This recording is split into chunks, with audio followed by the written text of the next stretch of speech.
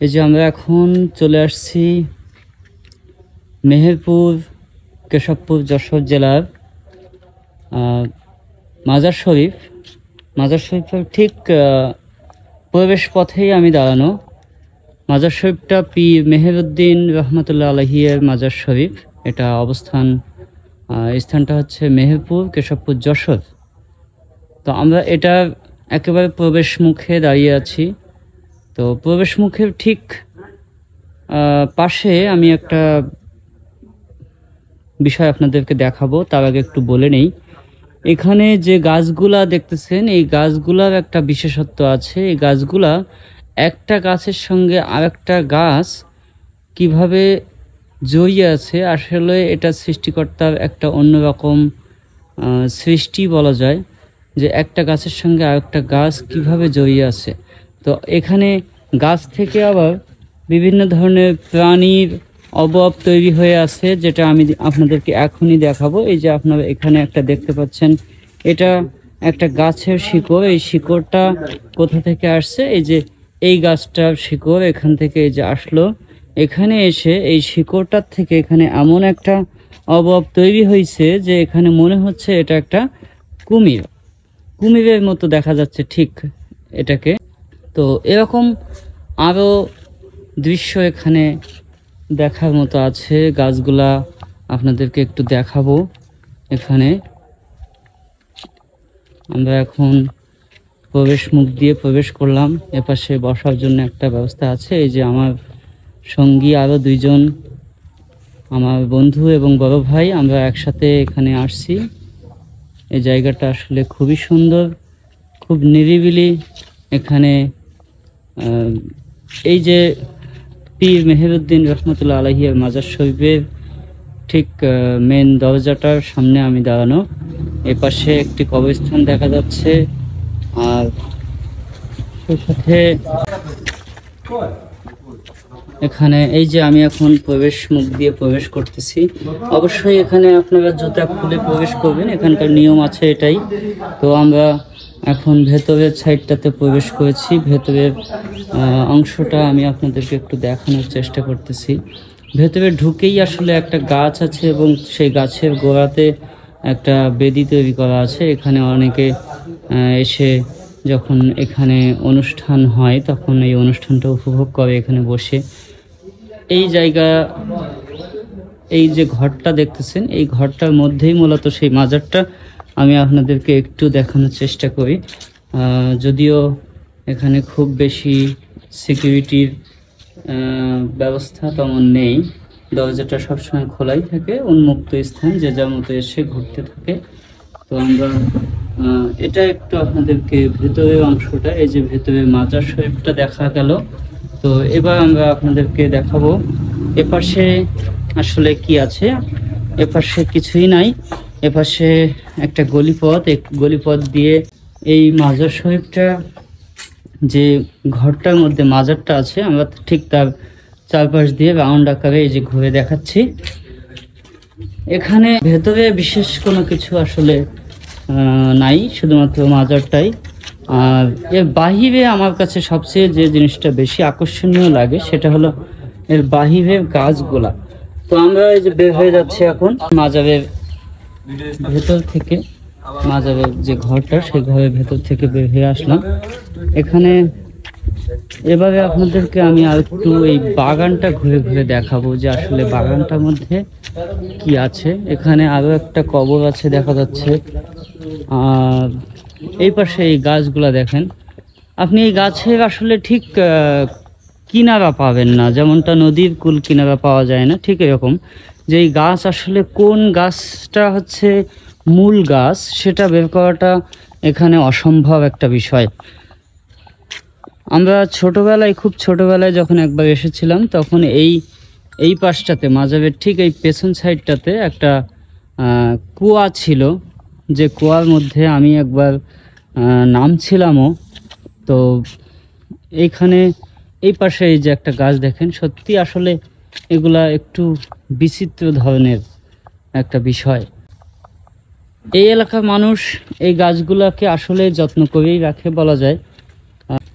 এই গাছগুলো আসলে কেউ কাটে না বা এই গাছগুলো কেউ মারে না। এই দেখুন একটা গাছের সঙ্গে আর একটা গাছ কীভাবে জড়িয়ে আছে, এটা দেখলেই আপনারা বুঝতে পারবেন। তো এই যে এখানে আপনি লক্ষ্য করলে এই গাছটাকে যদি আপনি একটু কল্পনা করে নেন যে এটা একটা জিরাফের সঙ্গে তুলনা করা যায়, ঠিক আছে? হ্যাঁ, এই যে এই একটা গাছ, এখানে দেখেন অনেকগুলা গাছের সমষ্টি এখানে বলা যায়। এর পাশাপাশি আমরা আরেকটু ভেতরে হেঁটে যাই। এখানে বিভিন্ন শ্রেণী পেশার, বিভিন্ন ধরনের, বিভিন্ন বয়সের মানুষ এখানে আসে প্রতিনিয়ত ভিডিও করার জন্য বা ছবি তোলার জন্য। এই জায়গাটা অনেকেরই পছন্দের জায়গা। আর একটু সামনের দিকে এগিয়ে যাচ্ছি, আপনাদেরকে আর একটু কিছু বিচিত্র গাছ দেখানো যায় কিনা। এখানে একটা গাছ দেখা যাচ্ছে, এই গাছটা এটাও বেশ বিচিত্র একটা গাছ। এই যে আমি এই গাছটাকে কিসের সঙ্গে তুলনা করা যায় আসলে আপনারা নিজেরাও একটু দেখবেন। আমি এই সাইড থেকে ভালো করেই দেখাচ্ছি। এই গাছটাকে আসলে কিসের সঙ্গে তুলনা করা যায় সেটা আপনারা একটু চিন্তা করে দেখলে হয়তো বুঝতে পারবেন। আমি ঠিক আসলে বুঝতেছি না, তবে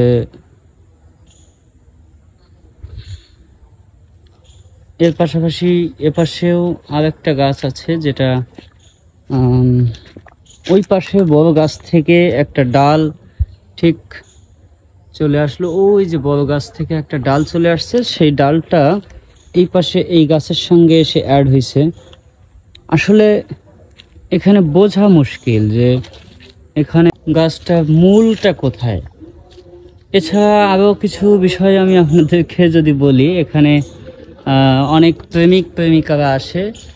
এই যে গাছে দেখতেছেন, এখানে একজন প্রেমিক তার প্রেমিকার নাম এখানে লিখে গেছে। তো জায়গাটা আসলে দর্শনীয় একটা জায়গা, দেখার মতো।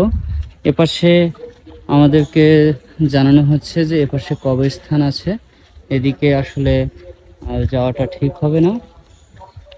তো এদিকে এই রাস্তা দিয়ে যদি আপনি আগাতে থাকেন তাহলে সামনে যে পাবেন কপোতাক্ষ নদ, মহাকবি মাইকেল মধুসূদন দত্তের সেই স্মৃতি বিজড়িত কপোতাক্ষ নদ, যেখানে আমাদের পাশ দিয়েই চলে গেছে। অবশ্য এই আমাদের এলাকার পাশ দিয়েই এই নদটা চলে গেছে। তো অসংখ্য স্মৃতি এখানে আপনি তৈরি করতে পারবেন। এখানে অনেক সুন্দর সুন্দর গাছ আছে। এই যে আমার বন্ধু, ও সম্ভবত প্ল্যান করতেছে যে এই গাছটাতে ও উঠবে। বন্ধু, এখানে তুমি উঠতে পারো? এই গাছটাতে উঠে এটা অনেকটা ঘোড়ার মতো। এই যে এখানে আমি যেটা বলছিলাম যে এখানে প্রেমিক প্রেমিকাদের একটা স্মৃতি তারা রেখে যায়। এই যে এখানে মীরা এবং মুন্না, এই যে মীরা এবং মুন্না এখানে এসেছিল, তারা তাদের স্মৃতি রেখে চলে গেছে। এই যে আমার বন্ধু কিন্তু ঠিক অলরেডি এখানে সে গাছের উপরে উঠে পড়ছে। আসলে আমারও খুব মন চাচ্ছে আমিও গাছটাতে উঠবো।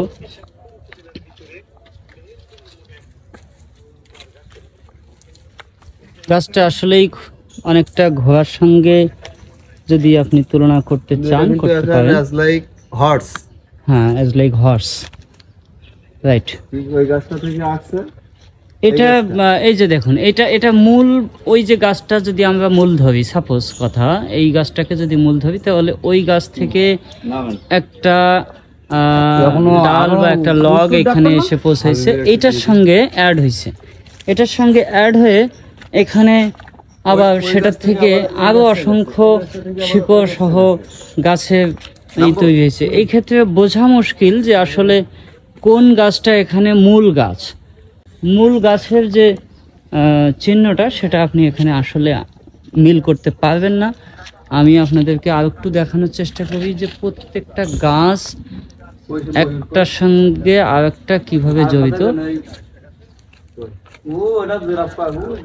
হ্যাঁ, ওই যে ভেতরে ওখানে একটা জিরাফের অবয়ব দেখা যাচ্ছে। আমি যদি আপনাদেরকে একটু জুম করে দেখানোর চেষ্টা করি এই জায়গাটাতে। এখানে এখানে একটা জিরাফের অভাব দেখা যায়, আমি আগে অবশ্য আপনাদেরকে দেখিয়েছি সেটা। আমরা যদি একটু ভেতরে যাই তাহলে ওই পাশে একটা উটের অভাব দেখা যাচ্ছে, আমরা সেই জায়গাতে চলে যাব। তো আপনারা যারা ফ্যামিলি নিয়ে মানে ঘোরার জন্য, একটু সময় কাটানোর জন্য পরিবার নিয়ে আসতে চান, এরকম জায়গা আপনারা বেছে নিতে পারেন। এই জায়গাটা আসলে খুবই নিরিবিলি, এখানে কোনো ধরনের আপনার কোনো ঝামেলা বা কোনো ধরনের ক্ষতিকর কোনো কিছুই এখানে নাই। এখানে আপনি আসবেন আপনার পরিবারকে নিয়ে, পরিবার নিয়ে উপভোগ করতে পারবেন। আমি এটা আপনাদেরকে আগে একবার দেখানোর চেষ্টা করেছি। এইটা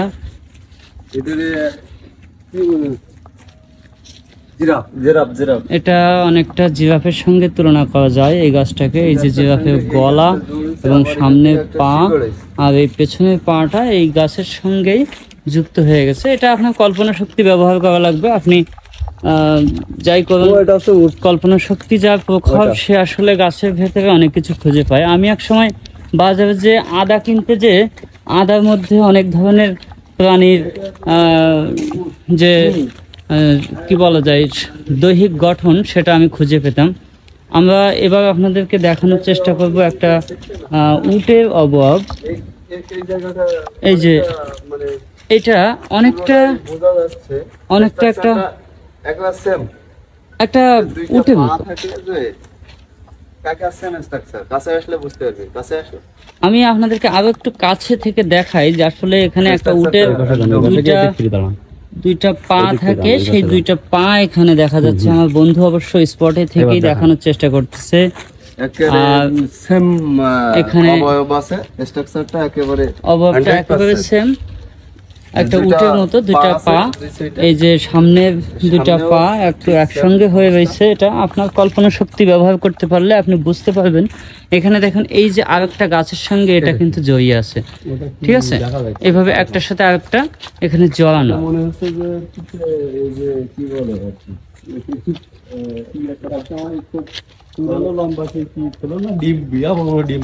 ডাইনোসরের আকৃতি যদি আপনারা দেখতে চান, আমি এবার আপনাদেরকে দেখাবো বিলুপ্ত হয়ে গেছে যে প্রজাতি প্রাণীটা, সেটা হলো ডাইনোসর। সেই ডাইনোসরের একটা প্রজাতি যদি এই যে জায়গাটাতে আমার বন্ধু দাঁড়িয়ে আছে, মেহেদি তুমি একটু চেপে যাও। হ্যাঁ, এই যে আমার বন্ধু যেখানে দাঁড়িয়ে আছে, আপনি যদি এখান থেকে কল্পনা করেন এখান থেকে, তাহলে এটাকে একটা ডাইনোসরের মতো মনে হতে পারে। বন্ধু তুমি একটুখানি চেপে যাও। এটা কিন্তু একটা ঠিক এই যে আপনারা এই জায়গাটা থেকে যদি একটু কল্পনা করে নিতে পারেন, তাহলে আপনারা ডাইনোসর খুঁজে পাবেন।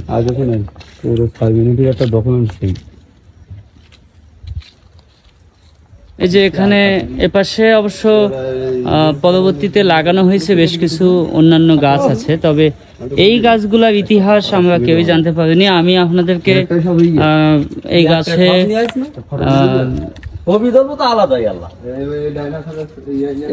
এই যে গাছটা, এখানে এর শিকড় থেকে শুরু করে আপনাদেরকে আমি একটু দেখাই যে আসলে এর শিকড় গুলো কিভাবে বিস্তৃত। এই যে এখানে শিকড় গুলা কিভাবে বিস্তৃত।